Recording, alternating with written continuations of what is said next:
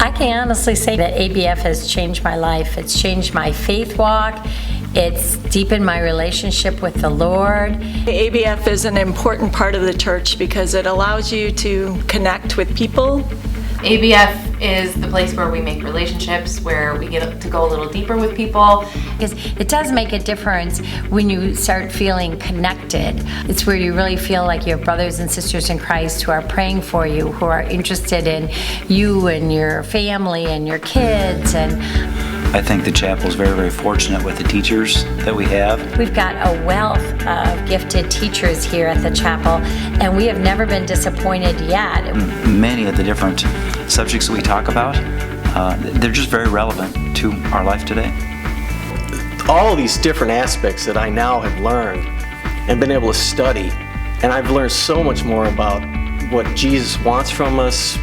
We never get bored with what's being taught in the ABFs. And you do have a little bit more chance to ask those deeper questions of that subject. I mean, ABF is where you get to ask questions and discuss things with fellow believers and kind of wrestle with hard or difficult passages. The ABF is just the starting point with building very rich relationships within the church.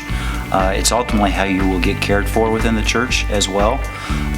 That's where people will pray for you. those that come from just from the outside the doors into a service, hear a message and leave, are being perhaps the least cared for in the church body.